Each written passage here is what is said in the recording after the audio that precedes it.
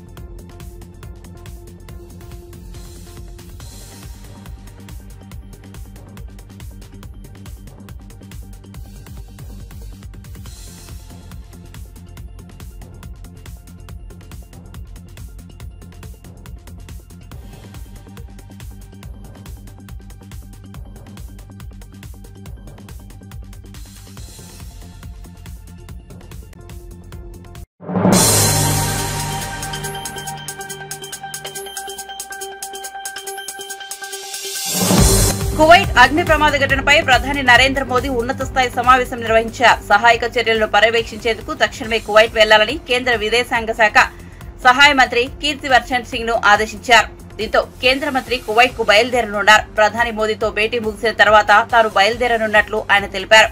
వీలైనంత తొందరగా మృతదేహాలను భారత్ కు రప్పించేందుకు స్థానిక అధికారులతో ఆయన సమన్వయం చేసుకున్నారు. ప్రధాని మోదీ ఆదేశాల మేరకు కేంద్ర మంత్రిని గల్ఫ్ కు పంపిస్తున్నట్లు విదేశాంగ శాఖ కార్యాలయం ఓ ప్రకటనలో తెలిపింది. కువైట్ అగ్ని ప్రమాద ఘటనలో ఇప్పటి వరకు 50 మంది మరణించగా అందులో 40 మంది భారతీయులు ఉన్నారు. గాయపడిన వారిలోనూ చాలా మంది భారతీయులు ఉన్నారు. బాధితులకు అండగా నిలబడేందుకు ఎమర్జెన్సీ హెల్ప్ లైన్ నెంబర్లు అందుబాటులో ఉంచినట్లు కువైట్ లోని భారత రాయబారుల కార్యాలయం వెల్లడించింది. ఈ ప్రమాదంపై ప్రధాని నరేంద్ర మోదీ తీవ్ర దిగ్భ్రాంతి వ్యక్తం చేశారు. కువైట్ ప్రమాద ఘటనలో మృతి చెందిన వారిలో ఎక్కువగా కేరళ, తమిళనాడుకు చెందిన వారు ఉన్నట్లుగా తెలుస్తోంది. ఈ నేపథ్యంలో కేంద్రం జోక్యం చేసుకోవాలని కోరుతూ విదేశాంగ శాఖ మంత్రి ఎస్ జైశంకర్ కు కేరళ ముఖ్యమంత్రి పినరయి విజయన్ కు లేఖ రాశారు. బాధితుల్లో ఎక్కువగా మలయాళీలు ఉన్నారని, వారికి తక్షణమే సహాయం అందించాలని కోరారు.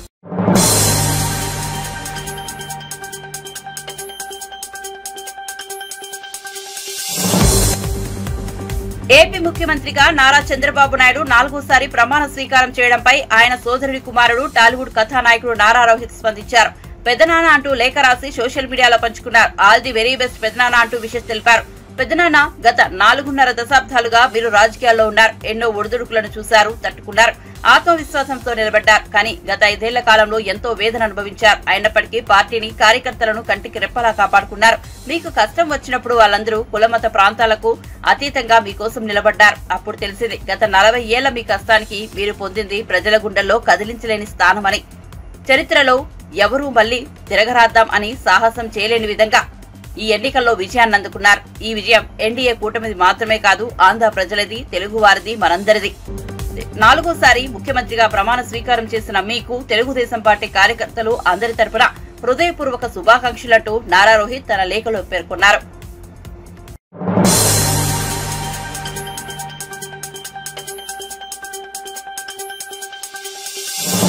T20 వరల్డ్ కప్ 2024లో భారత జైత్రయాత్ర కొనసాగుతోంది. టీమిండియా వరుసగా 3వ విజయాన్ని తన ఖాతాలో వేసుకుంది. న్యూయార్క్ లోని Nassau county international cricket stadium వేదికగా అమెరికాతో జరిగిన మ్యాచ్ లో 7 వికెట్ల తేడాతో గెలిచింది. తొలుత బ్యాటింగ్ చేసి అమెరికా నిర్దేశించిన 111 పరుగుల లక్ష్యాన్ని భారత్ 18.2 ఓవర్లలో 3 వికెట్లు కోల్పోయి ఛేదించింది. టార్గెట్ చేసింగ్ లో స్టార్ బ్యాటర్ సూర్యకుమార్ యాదవ్ కీలక పాత్ర పోషించాడు. 49 బంతుల్లో 50 పరుగులు భారత్ ను విజయ తీరాకు చేర్చారు. శివం దుబేతో జతకట్టి చివరి వరకు క్రీజ్ లోనే ఉన్నారు. బౌలింగ్ పేసర్ హర్షదీప్ సింగ్ కీలక పాత్ర పోషించారు. 4 ఓవర్లలో 9 పరుగులు మాత్రమే ఇచ్చి 4 కీలకమైన వికెట్లు పడగొట్టారు.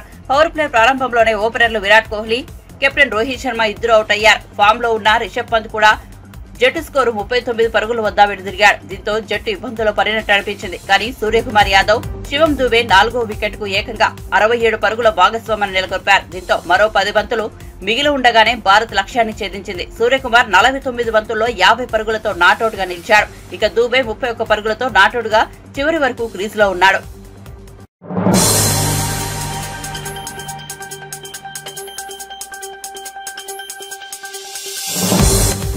ఆర్టీసీ బస్సు ఛార్జీలు పెరుగుతాయని జరుగుతున్న ప్రచారంలో వాస్తవం లేదని టీజీఎస్ఆర్టీసీ బుధవారం స్పష్టం చేసింది. హైవేలకు టోల్ ఛార్జీలను ఇటీవల కేంద్ర ప్రభుత్వం పెంచుతూ నిర్ణయం తీసుకుంది. ఈ పెంచిన టోల్ ఛార్జీల మేరకు టికెట్లోని టోల్ సెస్ ను సవరించామని పేర్కొంది. దీంతో సాధారణ ఛార్జీలు యథాతథంగా ఉన్నట్లు పేర్కొంది. సవరించిన టోల్ సెస్ ఈ నెల 3వ తేదీ నుంచి అమల్లోకి వచ్చినట్లు తెలిపింది. సాధారణ రూట్లలో టికెట్ ఛార్జీలో ఎలాంటి మార్పు లేదని స్పష్టం చేసింది.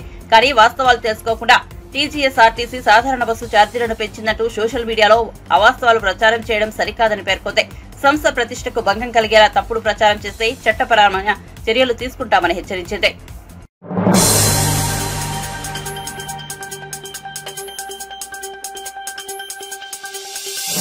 ఆధార్ రేషన్ కార్డు లింకు చేయని వారికి కేంద్ర ప్రభుత్వం మరోసారి అవకాశం ఇచ్చింది. ఈ 2 లింకు చేసుకోవడానికి గడువును సెప్టెంబర్ 30 వరకు పొడిగించింది. వాస్తవానికి ఈ గడువు జూన్ 30తో ముగుస్తోంది. ఈ నేపథ్యంలో గడువును మరో 3 నెలలు పొడిగించింది. రేషన్ కార్డులు దుర్వినియోగం అవుతున్న నేపథ్యంలో అవకతవకలను అడ్డుకోవడానికి ఆధార్ రేషన్ కార్డును లింకు చేయాలని కేంద్రం గతంలో ఆదేశించింది. ఈ రెండింటిని అనుసంధానం వల్ల అర్హులకు ఆహార ధాన్యాలు అందడంతో పాటు నకిలీ రేషన్ కార్డులు తగ్గే అవకాశం ఉంటుంది. సమీపంలోని రేషన్ దుకాణం లేదా కామన్ సర్వీస్ సెంటర్ కు వెళ్లి ఆధార్ రేషన్ కార్డు లింకు చేసుకోవచ్చు. ఆధార్ కార్డు రేషన్ కార్డుతో పాటు అవసరమైన పత్రాలను అందించి బయోమెట్రిక్ వెరిఫికేషన్ తో అనుసంధానం పూర్తి చేసుకోవచ్చు. ఆన్లైన్ పోర్టల్ ద్వారా కూడా అనుసంధానం చేయవచ్చు.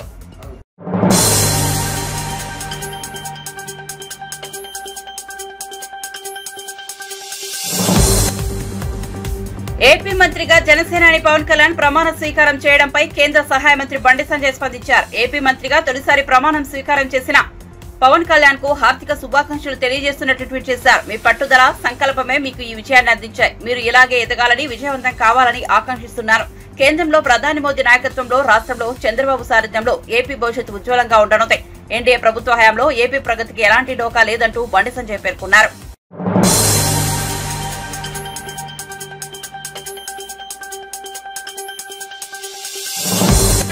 ప్రస్తుతం టాలీవుడ్ లో ఉన్న ప్రతిష్టాత్మక ప్రాజెక్టులలో కల్కి 2898 AD ఒకటి.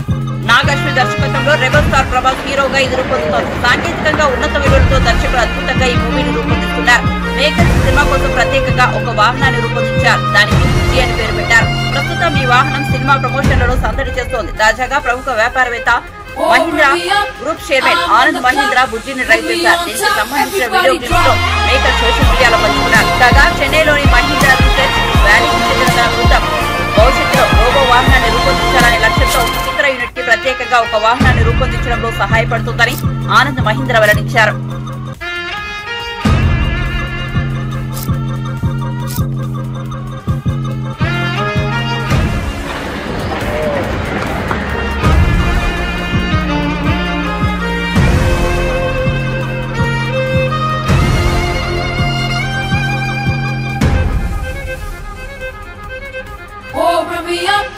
I'm on the clock, put me on top, everybody drop.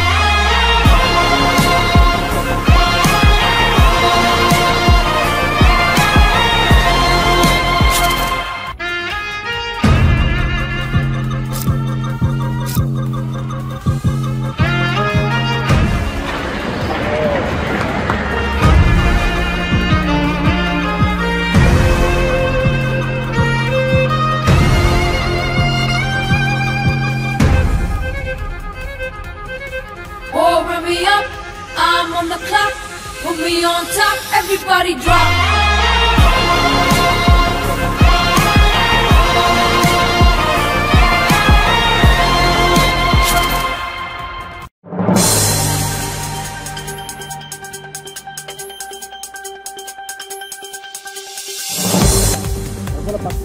Khammam జిల్లాలోని 7 మండలాలను ఆంధ్రాలో కలిపితేనే ప్రమాణ స్వీకారం చేస్తానని మోడీకి చెప్పారని చంద్రబాబు ఎన్డీఏ ఎమ్మెల్యేల సమావేశంలో చెప్పారని, 7 మండలాలను ఆంధ్రాలో కలపడంపై తెలంగాణ బంద్ కు బీఆర్ఎస్ పిలుపునిచ్చిందని మాజీ ఎమ్మెల్యేలు బాలకుసుమన్, పెద్ది సుదర్శన్ రెడ్డి తెలిపారు. ఇవాళ మీడియాతో మాట్లాడుతూ పార్లమెంటులో బీఆర్ఎస్ ఎంపీలుగా మేము కొట్లాడామని, లోయర్ సీలేర్ పవర్ ప్రాజెక్టు ఆంధ్రాకు వెళ్లిందన్నారు. 7 మండలాలపై సీఎం రేవంత్ రెడ్డి ఒక్క మాట మాట్లాడలేదని, చంద్రబాబు నాయుడు శిష్యుడు రేవంత్ రెడ్డి తెలంగాణ సీఎంగా ఉన్నారన్నారు. చంద్రబాబు నాయుడు డైరెక్షన్ లో రేవంత్ రెడ్డి నడుస్తున్నారని బాల్కసుమన్ అన్నారు. కరెంట్ ఇవ్వడం కానీ, నీళ్లు ఇవ్వడం కానీ, విత్తనాలు ఎరువులు ఇవ్వడం కానీ, రైతు భరోసా మీరు ఇస్తా అన్న రైతు భరోసా కానీ ఇమ్మీడియట్ గా ఈ పనులన్నిటి కూడా సీజన్ స్టార్ట్ అయింది కాబట్టి వాటిని పూర్తి చేయాలని చెప్పి నేను ఈ సందర్భంగా ముఖ్యమంత్రిని కోరుతా ఉన్నా. ఇది మాత్రమే కాదు, వాళ్ళు ఇంత మంచిగా కడుపు నిండా కరెంట్ ఇచ్చిన కేసీఆర్ గారి ప్రభుత్వం మీదనేమో కమిషన్లు ఇస్తున్నది ప్రభుత్వం, వాళ్ళేమో అన్నిట్లలో కమిషన్లు తీసుకుంటున్నారు. కాంగ్రెస్ అంటేనే కమిషన్ల ప్రభుత్వం అయిపోయింది.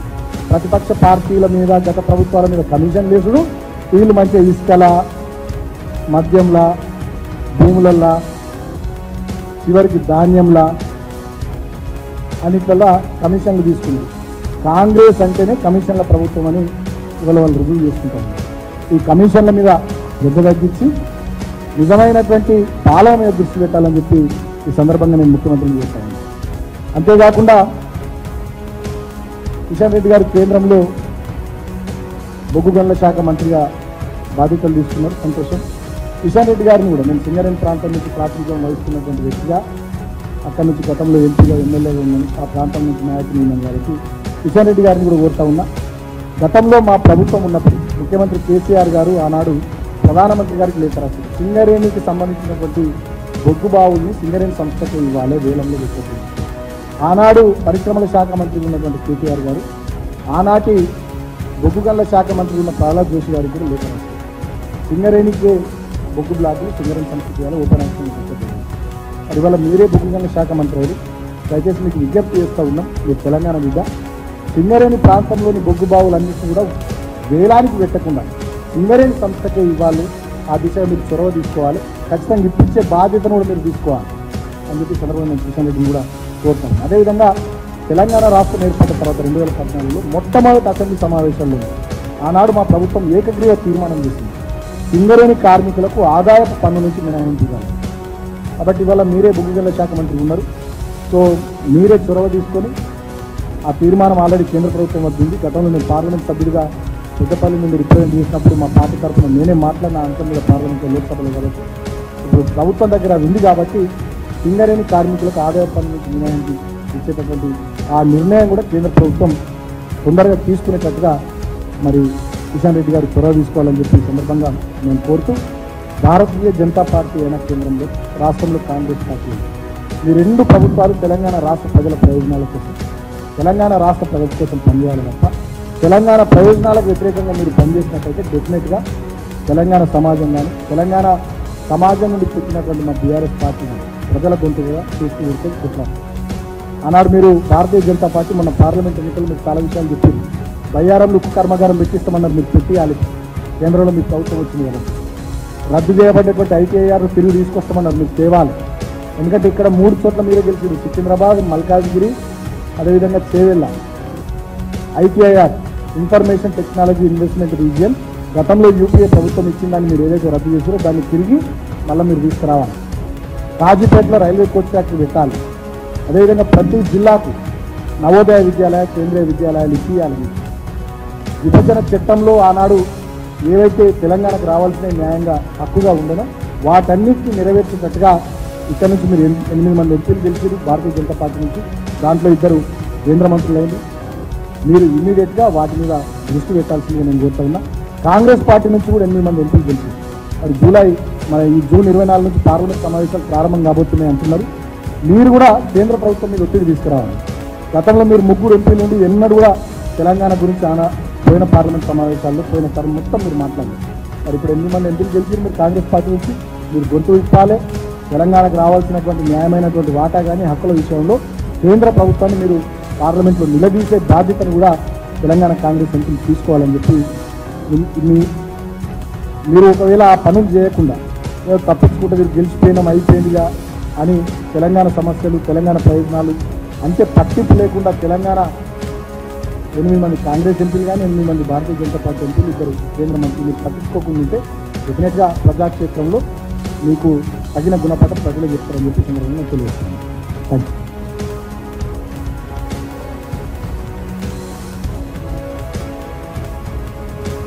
నమస్కారం. ఇక్కడ మా సుమన్ గారు మాట్లాడినట్టు బీఆర్ఎస్ పైన కాంగ్రెస్ ప్రభుత్వం కమిషన్లు వేసి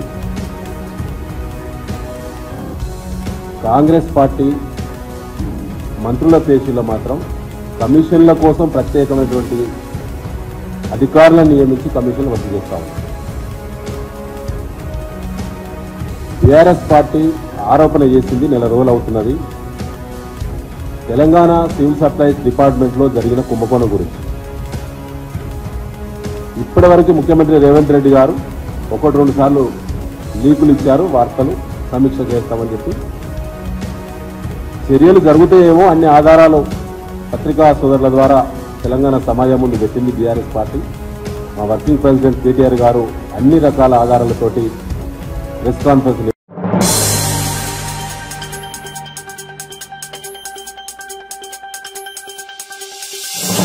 చంద్రబాబు రాక్షస పాలన చేస్తున్నాడు. ప్లాన్ ప్రకారమే ప్రమాణ స్వీకారానికి ముందే వైఎస్ఆర్సీపీ నాయకుల ఆస్తులపై దాడులు చేస్తున్నారని, పోలీసులు ప్రేక్షక పాత్ర పోషిస్తున్నారంటూ దాడుల వల్ల ఆత్మహత్యలు చేసుకుంటున్నారని, ప్రధాని హోంమంత్రికి లిఖితపూర్వకంగా ఫిర్యాదు చేశామని, స్పందించకపోతే న్యాయ పోరాటం చేస్తామని, ఈ దాడులకు బీజేపీ కూడా బాధ్యత వహించాలని వైవి సుబ్బారెడ్డి తెలిపారు. లోగడ 2014 నుంచి 19 వరకు అధికారంలో ఉన్నప్పుడు ఇదే విధంగా పాలన సాగించారు చంద్రబాబు నాయుడు గారు ఆధ్వర్యంలో. అప్పుడు ఎన్డీఏ 3 పార్టీలు ఆ రోజు పాలన కొనసాగించారు. ఇప్పుడు మళ్ళా అధికారంలోకి వచ్చిన వారం రోజులకే, అంటే ప్రమాణ స్వీకారానికి ముందే ఒక ప్లాన్తో రాష్ట్ర వ్యాప్తంగా వైఎస్ఆర్ కాంగ్రెస్ పార్టీ కార్యకర్తలపై, నాయకులపై, వైఎస్ఆర్ కాంగ్రెస్ పార్టీ నాయకుల ఆస్తులపై దాడులు చేయడం దారుణంగా పరిస్థితులున్నాయి. మరి కొన్ని జిల్లాల్లో అయితే పోలీసుల సమక్షంలోనే కార్యకర్తలు, నాయకులపై దాడులు చేస్తుంటే కూడా పోలీసులు కేవలం సోద్యం చూస్తున్నట్టున్న పరిస్థితులు కూడా కొన్ని ఉన్నాయి. అవి కూడా మీకు క్లిప్పింగ్స్ అన్నీ కూడా మీకు ఇస్తాం. అన్ని జిల్లాల్లో ఎక్కడెక్కడైతే వాళ్ళు గూండాయిజం చలాయిస్తున్నారో ఆ జిల్లాలన్నింటిలో, మరీ ముఖ్యంగా గుంటూరు జిల్లాలో, నర్సరావుపేట జిల్లాలో, గుంటూరు జిల్లాలో, పశ్చిమ గోదావరి జిల్లా, ఏలూరులో వాళ్ళ దాడులు తట్టుకోలేక సుమారుగా దాదాపు 2-3 వైఎస్ఆర్ పార్టీ కాంగ్రెస్ కార్యకర్తలు చనిపోవడం జరిగింది. దాడులు తట్టుకోలేక సూసైడ్ చేసుకోవడం కానివ్వండి, వాళ్ళ దాడుల వల్ల కానివ్వండి. ఏది పోలింగ్ అయిపోయిన రోజు నుంచి ఈ 7 రోజుల్లోనే ఎక్కడా కూడా పోలీస్ స్టేషన్లో పోతే కేసులు బుక్ చేసే పరిస్థితి కూడా లేదు. అంటే ఒక కుట్రపూరితంగా రాష్ట్ర ప్రభుత్వం ప్రమాణ స్వీకారం చేసే లోపే ఈ చర్య జరిగితే ప్రభుత్వం బాధ్యత వహించదు. ప్రభుత్వం అంటే కొత్తగా అధికారంలోకి వచ్చినాయంటే ప్రభుత్వం బాధ్యత వహించకుండా ఉండాలి అని కార్యకర్తలను రెచ్చగొట్టి తెలుగుదేశం గుండాలతో ఈ విధంగా రాష్ట్ర వ్యాప్తంగా రాక్షస పాలన కల్పించే విధంగా పరిస్థితులు ఉన్నాయి. దీనిపై వైఎస్ఆర్ కాంగ్రెస్ పార్టీ తరఫున కేంద్ర ప్రభుత్వం దృష్టి తీసుకురావడం కోసం గత 3-4 రోజుల నుంచి ప్రత్యక్షంగా కలిసి చెప్పే ప్రయత్నం కూడా చేస్తున్నాం. వాళ్ళు వేరే ప్రమాణ స్వీకారోత్సవాలు వీటన్నిటి వల్ల బిజీగా ఉండటం వల్ల అపాయింట్మెంట్ కూడా దొరికే పరిస్థితి లేదు. కాబట్టి ప్రెసిడెంట్ ఆఫ్ ఇండియాకి, ప్రైమ్ మినిస్టర్కి, హోమ్ మినిస్టర్కి, నేషనల్ హ్యూమన్ రైట్స్ కమిషన్కి కూడా ఈరోజు అన్ని లిఖితపూర్వకంగా ఫిర్యాదులు అందించడం జరిగింది. దీనిపై వీళ్ళ దగ్గర స్పందన రాకపోతే తప్పకుండా న్యాయ పోరాటం చేసేదానికి కూడా అన్ని చర్యలు తీసుకునే కార్యక్రమం కూడా చేసి వైఎస్ఆర్ కాంగ్రెస్ పార్టీ కార్యకర్తలను కాపాడుకోవటానికి మా పార్టీ అధ్యక్షుడు జగన్మోహన్ రెడ్డి గారి నాయకత్వంలో తప్పకుండా మా పార్టీ కట్టుబడి ఉంటుంది. వాళ్ళకు అండగా ఉండేదాన్ని కార్యక్రమం కూడా చేస్తాము.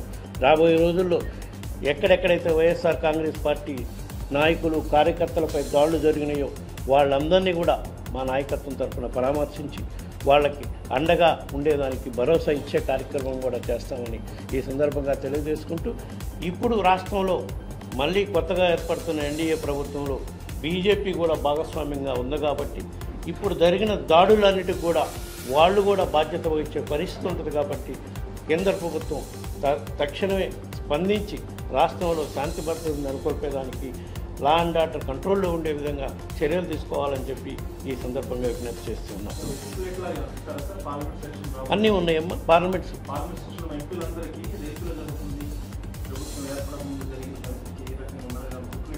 ఇప్పటి వరకు జరిగిన సంఘటనలపై ఆల్రెడీ మేము కంప్లైంట్ రూపాన అందరికీ పంపిస్తున్నాం. మీకు కూడా మీడియా సోదరులకు కూడా ఇచ్చే కార్యక్రమం జరుగుతుంది. అవి కూడా అందిస్తాం. మళ్ళా రేపు పార్లమెంట్ సెక్షన్ ప్రారంభం అయినాక తప్పకుండా 2 సభల్లో కూడా ఉభయ సభల్లో కూడా వైఎస్ఆర్ కాంగ్రెస్ పార్టీ కార్యకర్తలపై నాయకులపై జరుగుతున్న దాడులపై పోలీసులు ఎక్కడా కూడా చర్యలు తీసుకొని ఉన్న పరిస్థితులను కూడా కేంద్ర ప్రభుత్వం దృష్టికి తీసుకొచ్చే కార్యక్రమం తప్పకుండా చేస్తాం. మరీ ఘోరంగా నాయకులు కార్యకర్తలే కాకుండా ప్రభుత్వ ఆస్తుల్ని మరి విశ్వవిద్యాలయాలలో ఉన్న విగ్రహాలని అన్నీ తొలగించే కార్యక్రమం చేస్తున్నారు. ఆస్తులను ధ్వంసం చేసే అధికారం వీళ్ళకి ఎవరిచ్చారు? ప్రభుత్వ ఆస్తులు, ప్రభుత్వ సచివాలయాలని విశ్వవిద్యాలయాలని విధ్వంసం చేసే కార్యక్రమం కూడా చేస్తున్నారు. అయినా సరే ప్రభుత్వ ఆస్తులను ధ్వంసం చేస్తున్నా సరే పోలీసు వాళ్ళు సోద్యమే చేస్తున్నారు. కానీ ఎక్కడ కేసులు బుక్ చేసిన దాఖలాలు కూడా లేవని చెప్పి ఈ సందర్భంగా తెలియజేసుకుంటాం. ఈ సందర్భంగా మళ్ళీ కూడా మేము కేంద్ర ప్రభుత్వానికి విజ్ఞప్తి చేస్తున్నాం. తక్షణమే ఆంధ్రప్రదేశ్ రాష్ట్రంలో జరుగుతున్న హింసాకాండపై చర్యలు తీసుకునే కార్యక్రమం చేయాలి అని చెప్పి ఈ సందర్భంగా కేంద్ర ప్రభుత్వాన్ని కూడా విజ్ఞప్తి చేస్తున్నాం.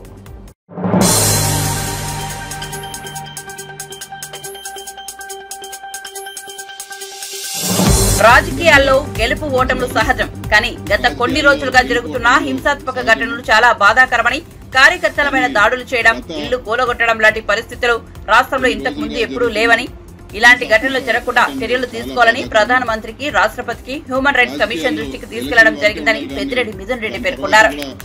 అందరికీ కూడా నమస్కారము. రాజకీయాల్లో గెలుపు ఓటములు సహజము. కానీ గత కొన్ని రోజులుగా జరుగుతున్న హింసాత్మక ఘటనలు చాలా బాధాకరము. రాజకీయాలు ఎలక్షన్ల వరకే ఉండాలి, కానీ దాని తర్వాత కూడా